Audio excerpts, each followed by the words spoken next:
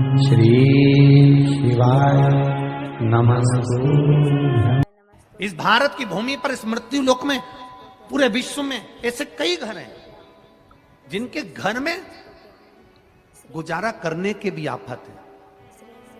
पहनने के कपड़े नहीं, किसी के यहां पर भोजन नहीं, किसी के यहां जमीन नहीं, किसी के यहां दुकान नहीं, कोई कोई पूरी जिंदगी किराए के मकान में निकाल देता है। नहीं, मेरा एक निवेदन है, इस कथा को जितने छत्रपति संभाजी नगर के श्रोता भाई बहन श्रवण कर रहे हैं उनसे निवेदन करूंगा, आप हाथ का ठेला लगा रहे हो, सब्जी का ठेला लगा रहे हो, फल का ठेला लगा रहे हो, धक्के की जिंदगी जी रहे हो, दरवाजे पर बैठे हो, कहीं ना कहीं तुम दास्य भाव की जिंदगी जी रहे हो, तकलीफ में जिंदगी जी रहे हो, बहुत दुख की जिंदगी जी रहे हो, बहुत कष्ट की जिंदगी जी रहे हो, उनसे केवल निवेदन करूंगा 3 महीने 2 जगह पर जल चढ़ाना प्रारंभ कर दीजिए। केवल 3 महीने, एक शंकर भगवान के शिवलिंग पर, दूसरा बेलपत्री के पेड़ के नीचे, 2 जगह पर जल चढ़ाना 3 महीने लगातार चालू कर दो। बाबा तुम्हारा हाथ पकड़कर तुम्हें उन्नति की सीढ़ी पर चढ़ा देगा।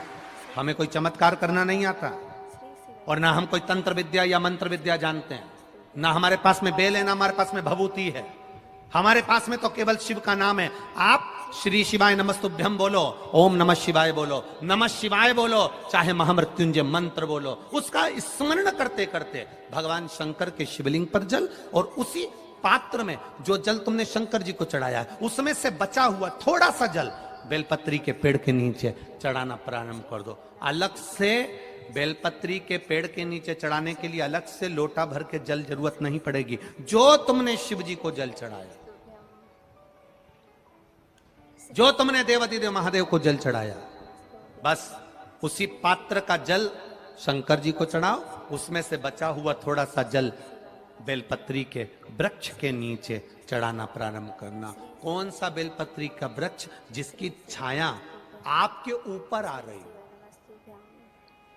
शिव महापुराण बड़ी सुंदर बात कहता है, ध्यान दीजिएगा। जिस बेलपत्री का पौधा तुम्हारे सिर का, और ये दोनों हाथ ऊपर कर लो, अपन खड़े हुए और खड़े होकर दोनों हाथ ऊपर करे, इतना बड़ा बेलपत्री का पौधा है, उस बेलपत्री के पौधे की पत्ती को कभी तोड़कर शंकर जी को नहीं चढ़ाना चाहिए। ध्यान रखना, कितना बड़ा पौधा। आप खड़े हो जाओ और खड़े होने के बाद आपका हाथ ऊंचा कर लेना, इतना बड़ा पौधा है, उस पौधे की पत्ती बेलपत्री को तोड़कर शंकर भगवान को कभी नहीं चढ़ाना। शंकर भगवान को उस बेलपत्री को, उस वृक्ष की पत्ती को तोड़ना चाहिए जो वृक्ष तुम्हारे हाथ से थोड़ा सा ऊंचा हो, जिसके लिए तुम्हें हाथ और ऊंचा करना पड़ रहा हो। जैसे एक बच्चा अपनी मां की गोद में बैठने के लिए दोनों हाथों से उचकता है, आवाज लगाता है, उचकता है, आवाज लगाता है, हाथ ऊपर करता है, तो मां उस बच्चे को गोदी में ले लेती है। उसी तरह उस बेलपत्री के वृक्ष की पत्ती तोड़ना चाहिए जिसने थोड़ी उन्नति कर ली हो, जो थोड़ा ऊंचा हो गया हो। तुम उसको पाने का प्रयास करो तो भगवान भी तुम्हें अपनी गोदी में ले ले। ऐसे वृक्ष की पत्ती। अब तुम छोटा सा पौधा, बिल्कुल जरा सा पौधा, उसी की पत्ती तोड़कर महादेव को चढ़ाओगे, ये श्रेष्ठता नहीं।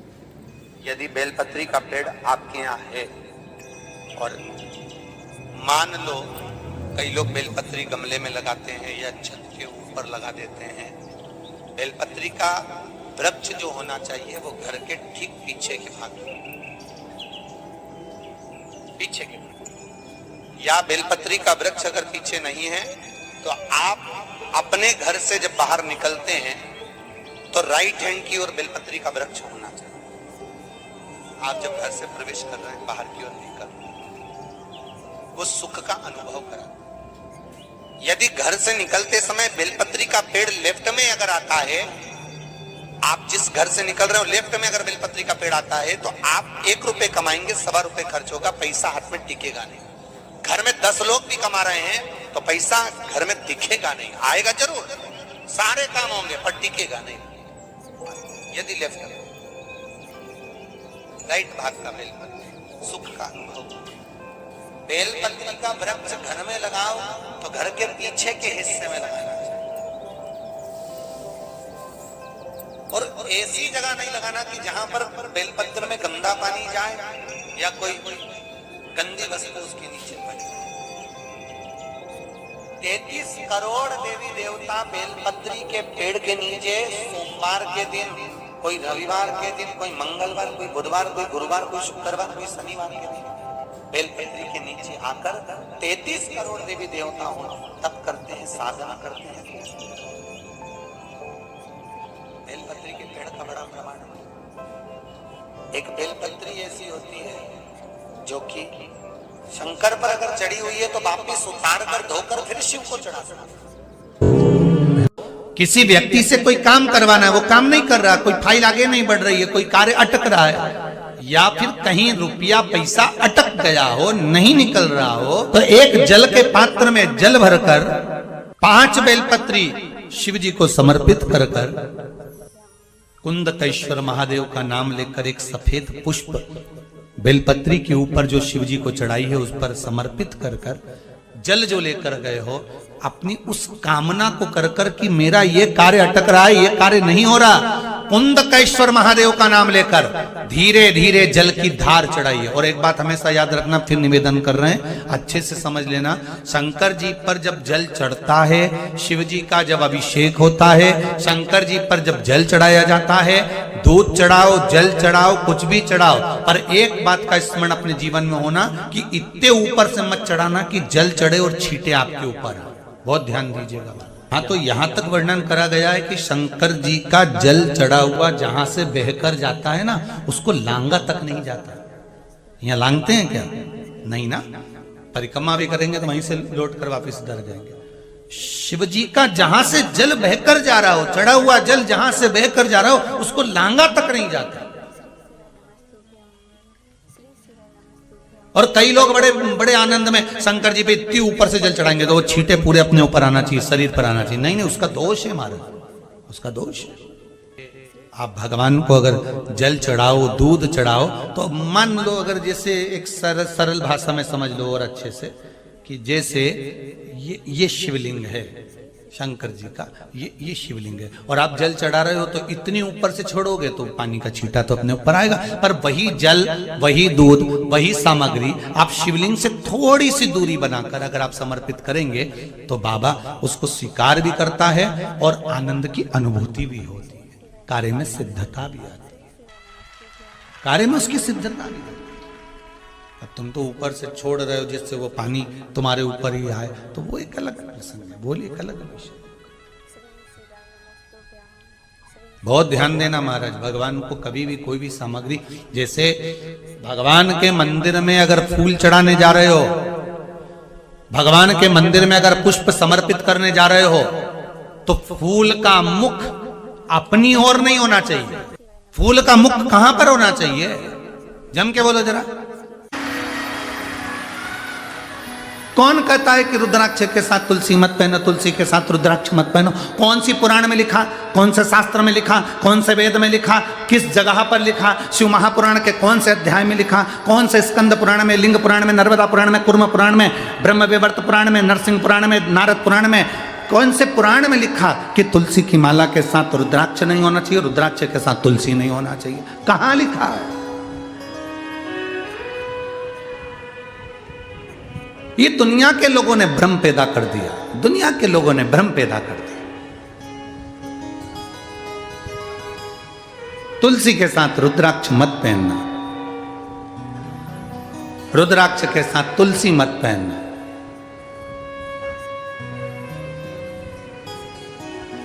हम तो अंदर से लेकर बाहर तक रुद्राक्ष और तुलसी धारण करते हैं, चाहे जो उस रुद्राक्ष और तुलसी एक, वो कहते हैं ना कि भगवान को भोग लगाओ ना तो उसमें तुलसी का दल डालना जरूरी है। बिना तुलसी के भगवान भोग स्वीकार करते हैं क्या? जम के बोलो जरा। नहीं, जब बिना तुलसी के भगवान भोग स्वीकार नहीं करते तो तुम्हारे तन पर तुलसी की माला नहीं होगी मरते समय, तो तुम्हें स्वीकार करेगा? करेगा नहीं। और जब तुम्हारे गले में एक रुद्राक्ष पड़ा होगा, जब तुम्हारे गले में एक रुद्राक्ष की माला होगी या रुद्राक्ष पड़ा होगा, तो बैकुंठ तुम जाओगे तो तुम्हें महादेव अपने नंदी पर बिठाकर अपने साथ लेकर बैकुंठ तक जाते हैं।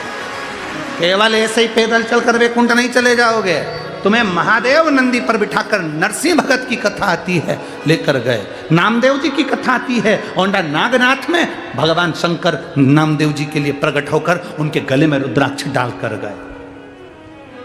पंडरनाथ की कथा आती है, जब देवाधिदेव महादेव मिलने के लिए हरि विठ्ठल से आए तो भगवान शंकर ने देखा, भगवान नारायण ने देखा, हरि विठ्ठल ने देखा, पहला वार करी, पहला जिसने वारी करी वो पहला वार करी थे भगवान शंकर। जब दरवाजे पर आए तो शिव जी प्रसन्न, भगवान नारायण प्रसन्न थे, उन्होंने अपने गले की तुलसी की माला निकालकर स्वयं शंकर भगवान के गले में डाल दी। तुम में भेद, हम में भेद, संसार में भेद हो सकता है, पर परमात्मा में कभी भेद नहीं हो सकता।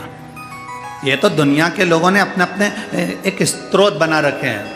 राम जी, शंकर जी के मंदिर मत जाना, शंकर जी का प्रसाद मत खाना, शंकर जी के मंदिर में जल मत चढ़ाना, शंकर जी को स्त्री स्पर्श नहीं करे। अगर शंकर जी को स्त्री स्पर्श नहीं करे तो पार्वती क्यों शिव जी की पूजन करे?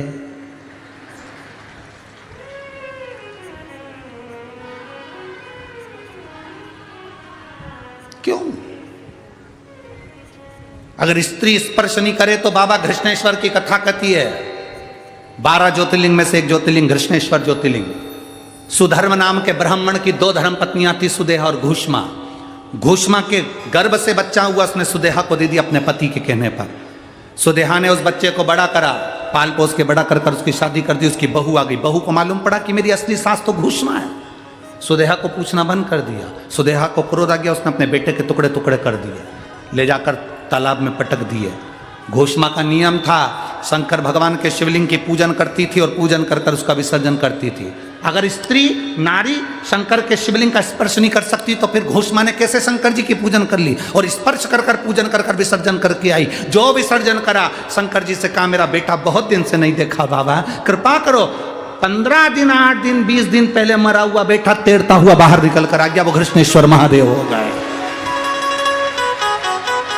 वो घृष्णेश्वर महादेव हो गए। जरा विचार करिए, कौन कहता है कि नारी शिव जी का पूजन नहीं कर सकती? माता सीता ने शंकर भगवान का पूजन करा, माँ कौशल्या कैकेयी सुमित्रा शिव जी का पूजन करती हैं, माता यशोदा शंकर का पूजन करती हैं, यशोदा जी की माँ भगवान कृष्ण की नानी पाटला देवी शंकर जी का पूजन करती हैं। राजा जनक स्वयं शंकर जी का पूजन करते हैं सुनैना जी के साथ। शिव आराधना हमारे जीवन का एक आनंद है। श्री शिवाय नमस्तुभ्यं, श्री शिवाय नमस्तुभ्यं, श्री बहुत अच्छे से सुनना मेरी माताओं। कई माताओं के मन में संशय होता है कि हम 1 महीने का व्रत धारण करते हैं और उस बीच में रजस्वला धर्म आ जाता है। वो रजस्वला धर्म आता है तो हमारे महीने भर का नियम का क्या होता है? इस प्रसंग को थोड़ा ध्यान से सुनना। बार बार ये प्रसंग नहीं मिलेगा और पहले भी कथाओं में ये प्रसंग नहीं आया। आज भीखन गांव की हरिहर्ष महापुराण में ये प्रसंग आया है। तो जितने लोग आस्था पर सुन रहे हैं, जितने फेसबुक पर सुन रहे हैं, इस प्रसंग को थोड़ा ध्यान से सुनना मेरी माता।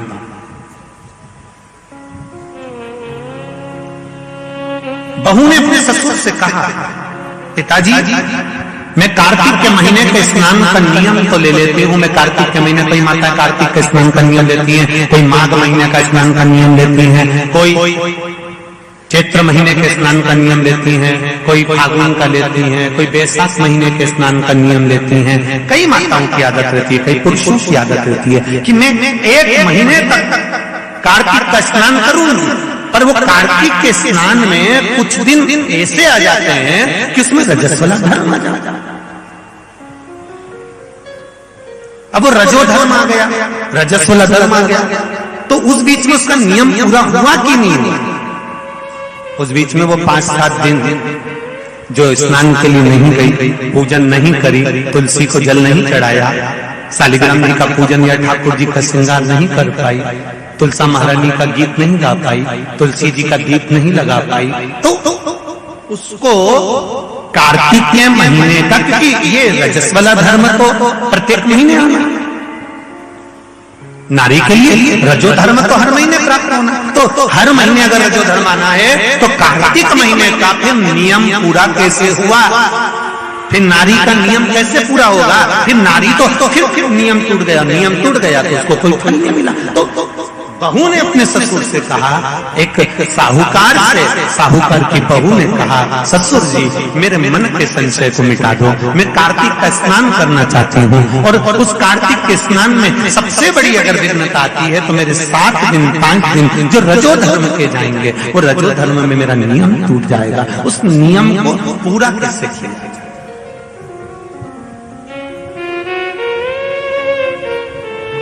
वो नियम पूरा कैसे होगा? कार्तिक के महीने का स्नान करने वाले जरा ध्यान देंगे, चाहे वैशाख स्नान करें, चाहे माघ का स्नान करें, मेरी माताओं का रजो धर्म 7 दिन 1 महीने के अंदर आ ही जाता, और आया तो वो नियम टूटा। उस नियम को पूर्ण कैसे करा जाए? कहा, साहूकार ने कहा कि बहू मैं इतना विद्वान तो नहीं हूं, ज्ञानी तो नहीं हूं, पर मैं मेरे गुरु से इस बात को स्मरण कर आऊंगा। अब बहू को कार्तिक का महीना आ रहा है, कार्तिक के महीने का उसको इंतजार था, वो इंतजार में बैठी है, मात्र कार्तिक आने में 8 दिन बचे थे। अब देखिएगा जरा आप में और बहू में क्या अंतर है। कार्तिक के महीने आने में 8 दिन बचते हैं तो आप पुताई चालू कर देते हो। बोलो सही है कि गलत है? कार्तिक आने में, दिवाली आने में जब 8-15 दिन रहते हैं तब तुम पुताई चालू कर देती हो, सफाई चालू कर देती हो, ये काम चालू कर देती हो, वो काम चालू कर देती हो, सारे काम तुम्हारे कार्तिक का महीना आने के समय पर चालू हो जाता है। और बहू सफाई नहीं पूछ रही, साफ सफाई पर ध्यान दे रही है, पर ऐसा नहीं कि साफ सफाई नहीं कर रही, पर उसका ध्यान वही कार्तिक के महीने के स्नान में लगा हुआ है। आज बहू 8 दिन बचे और बहू का भोजन छूट गया, उसका भोजन नहीं, भाई मिला अंदर जाए। किसी चीज को पाने की जब तमन्ना होती है ना, तो खाना पीना छूट जाता है। ये नागेश्वर मंदिर महिला मंडल से पूछ लेना, बहू की नींद चली गई, उसको भोजन नहीं भागा, नींद गई, भोजन भाया, बड़ी दुखी। साहूकार को कोई मिला या ना मिला, इस बहू की आंख का अश्रु तुलसी के क्यारे के पास गिर गया। तुलसी के क्यारे के पास आंसू गिरा, अश्रु गिरा। महाराज अब बहू की आंख का अश्रु झलका, तुलसा महारानी की कुछ कृपा, देवर्षि नारद ने एक साधु का रूप धारण कर, साधु का रूप धारण करता देवर्षि नारद जिस मार्ग से साहूकार जा रहा था उसी मार्ग पर एक वृक्ष के नीचे जाकर बैठ गए। वृक्ष के नीचे बैठे और बैठते ही साहूकार ने देखा कि बहुत पहुंचे हुए बाबा लग रहे हैं, चंदन का तिलक लगा है, कंधे पर यज्ञोपवीत पड़ा हुआ है, बड़ी बड़ी जटा जूट है, मुख पर कुछ तेज पुंज है, बड़ा प्रकाश दिख रहा है, रुद्राक्ष की गले में माला पड़ी हुई है, हाथ में तुलसी की माला धरी हुई है। और साहूकार ने जाकर हाथ जोड़कर निवेदन करा, बाबा जी, ओ बाबा जी, मेरे मन के संशय को मिटा दीजिए। बाबा जी ने पूछा क्या बात है बाबा? साहूकार जी बोले मेरे बहू के मन का संशय है। नारी जब कार्तिक के महीने का स्नान करती है या माघ महीने का स्नान करती है या वैशाख महीने का स्नान करती है या चैत्र महीने का स्नान करती है, नारी जब पूर्ण एक महीने का स्नान करती है तो बीच में जो रजस्वला धर्म आ जाता है, नारी 5 दिन 7 दिन जो काम नहीं कर पाती है वो रजो धर्म के समय पर, रजस्वला धर्म के समय पर उसका 1 महीने का नियम खंडित हो जाता है। तो वो खंडित हुआ नियम पूर्ण कैसे हो उसका वर्णन आप मुझे बता दीजिए। वो नियम मुझे बताइए।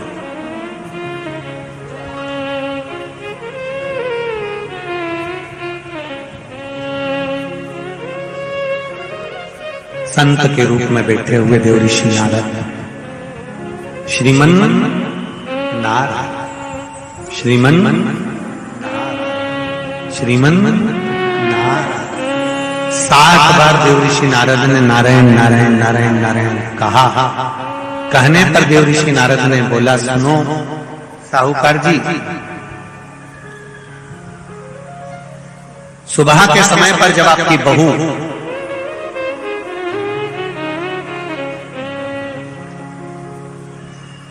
मंदिर की ओर जाए तो उसको इस मार्ग की ओर लेकर आना। मैं आपको ज्ञान उपदेश दूंगा और वो ज्ञान उपदेश आप बहू को श्रेष्ठ दे पाए ना दे पाए, वो बहू सम्मुख में बैठकर सुनेगी तो उसको प्राप्त होगा। ये देखो वही कथा आ गई। आप खाओगे आपका पेट भराएगा, आप सुनोगे आपका कल्याण होगा। बेटों बेटियों को लेकर आओ, बहुओं को लेकर आओ, बच्चों को लेकर आओ, उनके सुनने से उनका लाभ,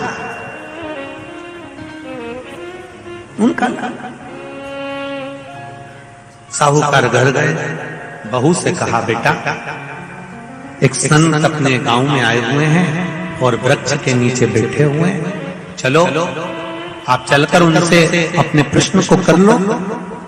बहू ने भगवान का नाम लिया, स्मरण करती हुई बहू पहुंची और बहू ने जाकर तुरंत हाथ जोड़कर निवेदन किया, बाबा जी 1 महीने तक नारी कार्तिक का स्नान करती है, 1 महीने तक नारी माघ का स्नान करती है, 1 महीने तक नारी वैशाख का स्नान करती है, 1 महीने तक नारी चैत्र का स्नान करती है, बीच में अधिक मास का स्नान करती है। उस बीच में नारी का जो रजो धर्म आ जाता है, रजस्वला धर्म आ जाता है, उस समय पर नारी का जो करा हुआ व्रत है 1 महीने का वो खंडित हो जाता है। उस व्रत की पूर्णता कैसे मानी जाए? तो उस समय पर देव ऋषि नारद जो संत के वेश में थे, उन्होंने कहा कि बहू एक काम करो पुत्री, कार्तिक महीने के पीछे के जो 5 दिन 7 दिन पचवीगन के होते हैं, अगर नारी का रजस्वला धर्म बीच में आ जाता है तो पीछे के 5-7 दिन में से अगर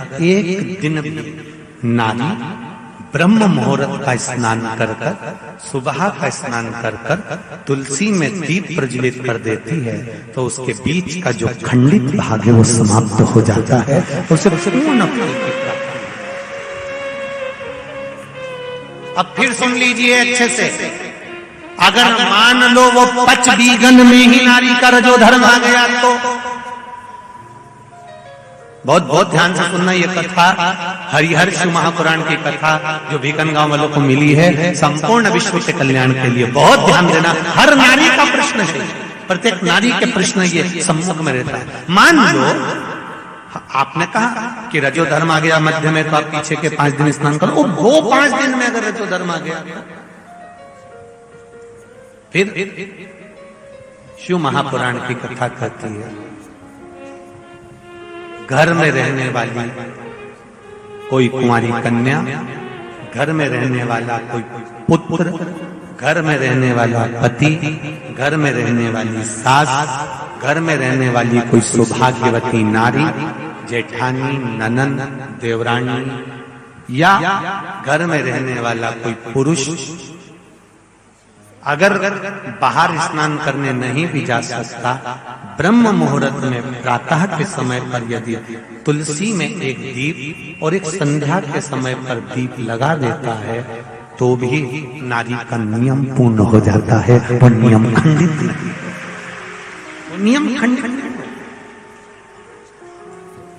क्या 5 दिन के स्नान का फल है? हाँ, और तुझे मौका मिलेगा तो तुझे समझ में आएगा। देवर्षि नारद ने बस इतना कहा, उसका फल क्या है तुझे मौका मिलेगा जब मालूम पड़ेगा। तब बहू को समझ में नहीं आया कि आखिर ये सब क्या कहा। देवर्षि नारद कहकर चले गए। साहूकार की बहू रोज प्रातः का कार्तिक का स्नान करने लगी। कार्तिक का स्नान रोज बहू करती, रोज ब्रह्म मुहूर्त में स्नान कर आती। बहू को नहीं मालूम कि नगर के राजा का लड़का युवराज अपनी पत्नी के साथ स्नान करने आता है। राजा और रानी भी स्नान करने आते हैं, युवराज अपनी धर्मपत्नी के साथ स्नान करने आता है। आज युवराज को बड़ा बुरा लगा। युवराज ने देखा कि मैं घाट पर नहाने के लिए आता हूं, पर यह घाट गीला कैसे हो जाता है? मतलब मेरे स्नान के पहले कोई स्नान कर रहा है, मेरे स्नान के पहले कोई स्नान कर रहा है। मुझे ऐसा लगता है जरूर कोई ना कोई आता है। युवराज ने, राजा ने अपने नगर के सैनिकों से बोला, पता लगाओ कि सुबह स्नान करने कौन आता है। सैनिक लगते उससे पहले ही साहूकार की बहू स्नान कर चली जाती। दिखाई नहीं दिया, समझ नहीं आया। आखिरी के 7 दिन बचे थे, 8 दिन बचे थे। राजा के दूत ने फिर युवराज ने कहा, मुझे पता लगा कर बताओ फिर मेरे स्नान के पहले कौन स्नान करता है, घाट को गीला कौन कर देता है। क्रोध में आकर कहा, मालूम नहीं पड़ पाया। एक दिन रानी को, इस साहूकार की बहू को मालूम पड़ा कि युवराज मेरा पता कर रहा है, मेरा पीछा कर रहा है। तो बहू ने तुरंत सुबह जल्दी स्नान करा और भागी। भागते समय उसके गले की माला और पांव की एक मोजड़ी छूट गई। माला और मोजड़ी छूट गई। माला मोजड़ी छूटी, चली। राजा को वो माला मोजड़ी मिल गई। उसने मन में विचार करा, मोजड़ी इतनी सुंदर, माला इतनी सुंदर, तो जो इसको पहनती होगी वो कितनी सुंदर होगी। राजा ने अपने दूतों से कहा, जाओ, जिसकी ये मोजड़ी और माला है इतनी सुंदर है तो वह नारी कितनी सुंदर होगी, उसको 5 रात्रि मेरे पास में लेकर आ। उसको मैं 5 रात्रि अपने यहां रखूंगा। शब्द सुना, खबर पूरे गांव में लग गई। साहूकार की बहू के कानों में भी शब्द पहुंच गया। कार्तिक का महीना चल रहा था तो बहू ने भी कह दिया, मैं राजा के यहां पर 5 रात्रि रहने को तैयार हूं, पर शर्त मेरी एक है, ब्रह्म मुहूर्त का स्नान करते हुए अगर राजा मेरे को मुख देख लेगा तो मैं उसके यहां रह लूंगी। सुबह का कार्तिक का स्नान कर कर जब मैं निकल रही हूं और राजा का पुत्र मुझे देख ले तो मैं रहने को तैयार हूं, नहीं तो मैं नहीं रह सकती। राजा ने भी एक पक्षी, जो पाला हुआ पक्षी था, उस पक्षी को पेड़ पर बिठा दिया और कहा, जैसे ही रानी स्नान करने आए उसी समय पर तू बोल देना, मैं दौड़ कर आ जाऊंगा और इस रानी, इस साहूकारनी का दर्शन कर लूंगा। जब साहूकारनी सुबह के समय पर स्नान करने चली तो देहली पर द्वार को छोड़ते समय प्रणाम करते हुए कहती है, हमारे भारत की सभ्यता, भारत की भूमि की संस्कृति, पहले की माताएं जब मायके से ससुराल जाती थी या ससुराल से मायके आती थी तो जिस तांगे में, जिस गाड़ी में, जिस बस में, जिस टैक्सी में भी बैठती थी उसके भी पांव पड़ती थी, उसको भी प्रणाम करती थी। बोलो री जीजिए, सही है कि गलत? ये भारत की सभ्यता है, ये भारत का संस्कार है, ये भारत की भूमि की मर्यादा है। जिस भूमि पर से जा रही, ससुराल से मायके जाएगी तो जिस बस में जाती थी उसके पांव पड़ती थी, बैलगाड़ी में जाए, टांगा गाड़ी में जाए, घोड़ा गाड़ी में जाए, उसके पांव पड़ती थी। घर से निकलते समय प्रणाम कर कर जाती। उसने अपने द्वार को प्रणाम किया और द्वार प्रणाम कर कर जा रही है और कहती हुई जा रही है, हे तुलसा महारानी, हे गंगा मैया, हे दामोदर भगवान, ऐसी कृपा करना मैं स्नान कर कर जाऊं तो राजा के लड़का नींद में भरचक सो जाए, ऐसी कृपा कर देना। तोता बोलता रहा, राजा का लड़का सोता रहा। पहला दिन निकल गया। दूसरे दिन राजा के लड़के के मन में प्रश्न आया कि मैं तोते से पूछूं, क्यों रे तोता, क्या वो साहूकार की बहू नहीं आई थी? आई थी, स्नान करके गई, तो मैं जग नहीं पाया। उसने विचार करा, कुछ ऐसा काम करता हूं, पुड़िया में लेकर बैठ गया मिर्ची, रात्रि को डाल ली आंख में, रात भर नींद नहीं आएगी। साहूकारनी फिर चली, द्वार को छोड़कर प्रणाम करा, दरवाजे को प्रणाम कर कर, द्वार को पूजन कर कर, जब प्रणाम कर कर चली तो निवेदन कर कर चली, हे द्वार देवता राजा के लड़के को सुला देना। तो ये स्कंद पुराण की बात शिव महापुराण में भी लिखी गई। पशुपति व्रत में एक नियम है, जब मंदिर में दिया लगाकर जाते हो तो घर के दरवाजे के राइट सीधे हाथ पर दिया लगाते हो। बोलो सही है? सीधे हाथ पे दिया लगाने का महत्व क्यों है? क्योंकि हम मंदिर से चलकर जब आते हैं, अपने घर के सीधे हाथ की ओर जब दिया लगाते हैं तो भगवान से निवेदन करते हैं कि मेरा ये द्वार है और आपके भरोसे पर है, आपको संभालना है। दूसरे दिन उसने मिर्ची डाली राजकुमार ने, तो भी उसकी नींद लग गई। तीसरे दिन उसने अपने शरीर पर कट लगा लिया कि इसकी जलन होगी तो नींद नहीं आएगी, मालूम पड़े तो भी नींद आ गई। चौथे दिन उसने आगी जलाकर बैठ गया तो भी नींद आ गई। पांचवें दिन भी उसको नींद आ गई। 5 दिन तक उस साहूकारनी का मुख नहीं दिखा। राजकुमार घर चले गया, गुस्से में लाल हो गया, शरीर में कोई रोग हो गया, शरीर पोड़ी हो गया, टपकने लगा, खाल गलकर गिरने लगी। राजा को चिंता लग गई, मेरा इकलौता लड़का, और उसकी शरीर की काया बिगड़ गई, उसकी काया समाप्त हो। साहूकार की बहू को नहीं मालूम, साहूकार की बहू तो अपनी भक्ति में, अपने स्मरण में, अपने आनंद में लगी हुई थी, उसको मतलब नहीं, वो तो अपनी अलमस्तता